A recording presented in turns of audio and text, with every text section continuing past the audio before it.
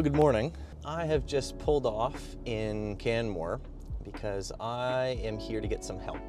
I purchased my Pomoca Free Pro 2.0 skis, or skins rather, and I attempted to cut them and it did not go very well.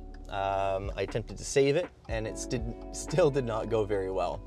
So I'm just pulling into a shop here called SkiUphill, and they are going to help me out today by trimming the skins and rescuing that failed project. My thought process was that if I had trouble, others might as well. My hope here is really just to talk to the experts who do this every day, and maybe get some tips and tricks for other people who might be experiencing difficulties trimming their skin, specifically the Pomoca, using the Pomoca tool, or maybe there's another technique or strategy out there. So I'm not sure. I'm just looking forward to somebody helping me out. So let's go in and find out what we can do.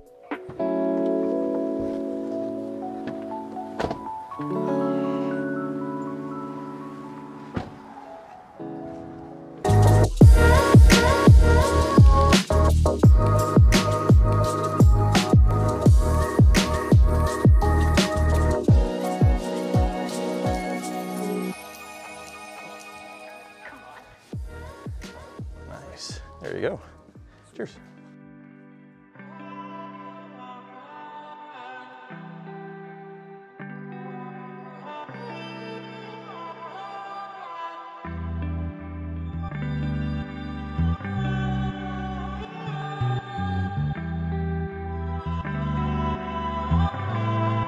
Yeah, so where I got to at home was I laid out both skins on the skis. Yeah. And using the Pomoca cutting tool, I cut down the right side. I figured start with my dominant arm first. Yeah. And I was expecting with the offset blade it to cut in maybe 2 millimeters to expose the edge. Yeah. But what I ended up finding is the skin laid down basically right flush with the edge of the ski afterwards. Yeah. So I did try shifting it over, which resulted in that wave pattern you probably see. They were fixed more or less with kitchen scissors on one ski, which unfortunately brought my confidence back up to attempt the left side, of which I got about halfway down on one ski, realized I was in over my head, and just called it quits.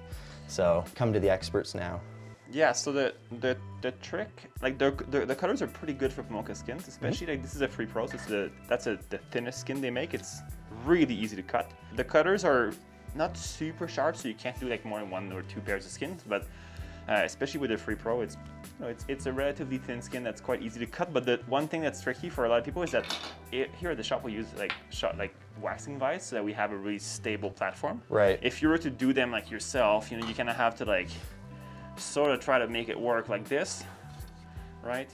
And it's tricky to hold it good enough at the same time. So often I just tell people, like, you know, you put it on a countertop and just kind of like have a friend lean on it or something. Oh, that's smart. And then, or hold it and then you cut it just like that, right? It's probably a little easier because like the stability and just helps a lot. Usually this cutter, the Pomoca cutter, does give you a little bit of an edge. So it's supposed to be good enough, but it's not like it's surprisingly easy, and at the same time it's surprisingly difficult, right? Sure. All right, yeah, so there's 2 directions. I find like I'm right-handed and all the text here, we do the same way. You can, we do it this way. Okay. Because it's a bit easier on your dominant hand, okay? The other thing that I find is, in general, we tend to kind of like angle it down a little bit. Oh, okay. Just to give us a little bit cleaner of a trim. And the other trick is if you have 2 hands, as soon as you get a little bit of cut, I'm gonna pull on that strand, and then it helps us do a cleaner cut. Another option that I find works a bit better if you have a thick skin is to just use an X-Acto knife. If you use an X-Acto, and that is like the way to do like BD and G3s because they're much thicker backing and they don't like blades that much. Right. So is that you would, for example, like lining up in the middle like you did, then you would cut with an X-Acto knife just along the edges, and then you would offset 2 millimeters one way, cut 2 and then 2 millimeters the other way, cut. right? So that would give you the same result. It's just a bit more difficult. You need a really sharp blade for that, but it does work. Like we do it quite a bit with the thicker skins.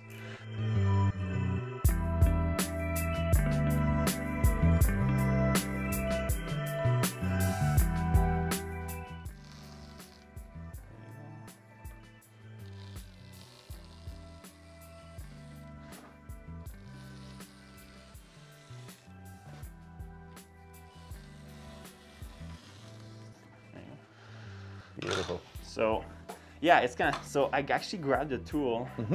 I don't grab it with both. I don't grab it like this. I don't go here because it's really hard to control. I go towards the blade that's cutting. So we're cutting with this blade here. So I line it up and I just kind of slightly see, I kind of push into it a little bit, and that way I'm able to get a better cut. I just angle it a little bit. And then here, so as soon as I have something to pull on, I'm gonna hold that nice and snug, and that just helps me.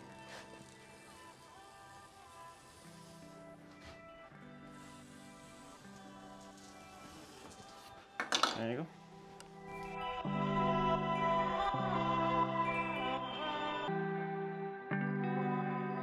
This one you have a bit of a mistake on. That's where I got to, here. and then decided that it was time to consult the professionals. So if you have that and you have to redo it, okay, the best way to do that is like when you reinstall it, I would just make sure that this part here, see, it doesn't like end up like showing base material here, and then we're gonna cut that off. So, you know, if you're not like perfectly in the middle here, it doesn't really matter that much, as long as it's a few millimeters. So the way that I place the skin right now, I kind of just went like right on your edge on the side that you have that funny little thing, and then we're just going to cut it off by just offsetting everything.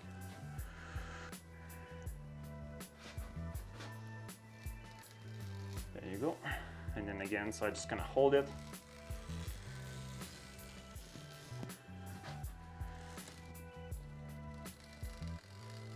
And then we get to like the little mistake, and then we're able to cut it off. Cool. Amazing. Easy.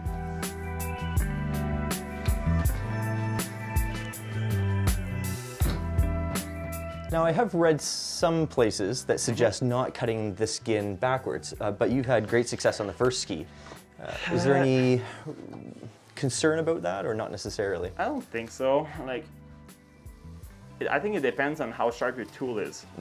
If you have like a really dull tool, then it's hard to go against the plush. But typically, the only thing we see if we cut against the plush is we're gonna see a little bit more, just a little bit more plush-like material kind of just glide on the underside and the glue side. But it doesn't happen all the time. Like we see that more on the S-Glide, the teal of Pomoca, than the pink.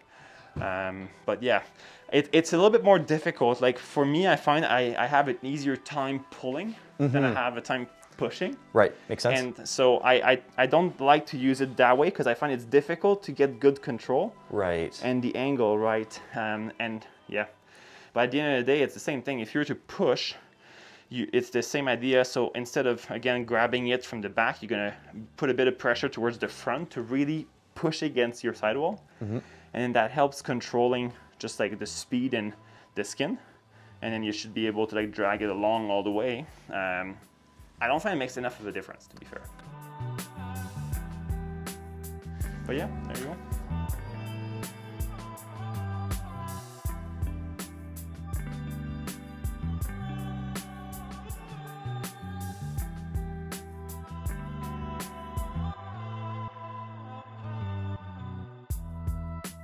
I can't thank you enough, sincerely. Easy.